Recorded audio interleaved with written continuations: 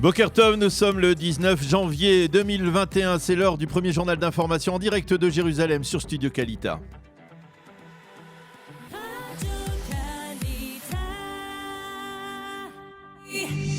Et oui, direction nos studios à Jérusalem avec notre correspondant Daniel Haïk. Bonjour Daniel, à la une de l'actualité en Israël ce matin, la campagne de vaccination. Alors que l'État d'Israël continue de lutter contre le coronavirus, il vaccine aussi massivement ses citoyens.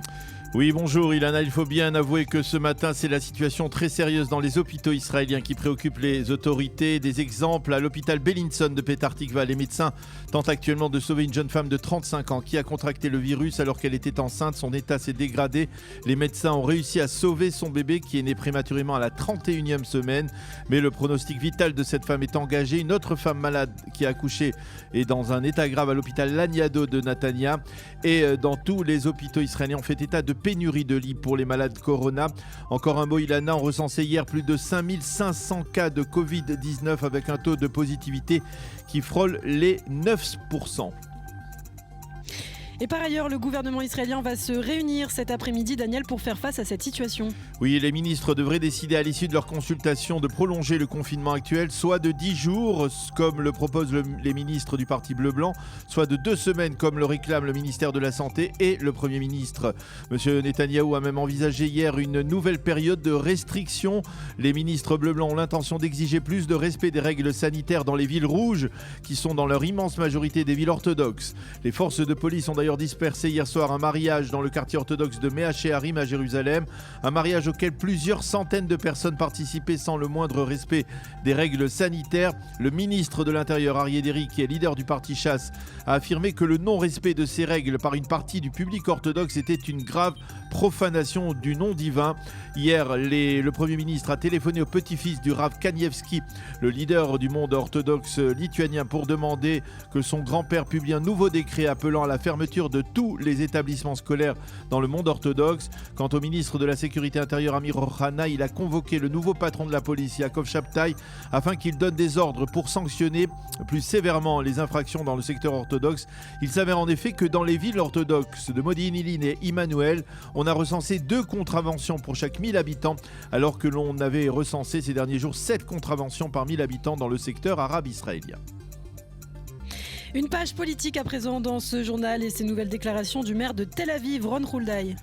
Binyamin Netanyahou ne sait pas gouverner, moi si, c'est ce qu'a affirmé hier le tempétueux maire de Tel Aviv qui se présente, vous le savez, lors des élections du 23 mars à la tête du parti des Israéliens. Tout le monde parle de Netanyahou comme Monsieur Sécurité, mais de facto, a dit Ron Huldai, l'Iran est aujourd'hui le plus proche de la bombe atomique qu'il ne l'était auparavant et c'est le résultat de la politique de Netanyahou. Quant à Gideon Sa'ar, il a critiqué hier soir la manière de gérer la crise sanitaire par le Premier ministre et il a affirmé qu'il n'aurait jamais commis certaines erreurs faites par Binyamin Netanyahou. On a appris par ailleurs que Sa'ar avait recruté en perspective des élections du 23 mars 4 conseillers en communication américains. Il s'agit de conseillers qui ont pris part au projet Lincoln visant à empêcher la réélection du président Trump. Dans le reste de l'actualité, Daniel Haïk, des agences de presse arabes ont annoncé hier une nouvelle attaque et cette fois en Irak.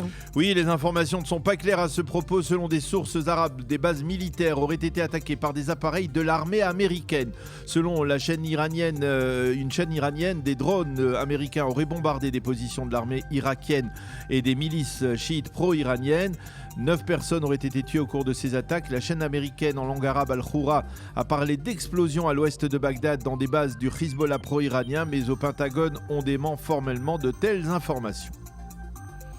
Et puis nous terminerons par une déclaration du Premier ministre palestinien. Oui, selon Mohamed Dashtaye, Israël doit permettre aux habitants arabes de Jérusalem-Est de participer aux prochaines élections législatives et présidentielles prévues pour les mois de mai et de juillet au sein de l'autorité palestinienne. Une demande officielle en ce sens pourrait être déposée par les Palestiniens auprès d'Israël. Et pour appuyer cette demande, le Premier ministre palestinien a l'intention de se référer à une lettre du général Abou Roukoun, qui est le directeur du département de coordination de l'action du gouvernement israélien en Judée-Samarie. Dans cette lettre, le général Abou Roukoun réaffirme l'engagement d'Israël à respecter les accords signés avec les Palestiniens. C'est la fin de ce premier journal d'information.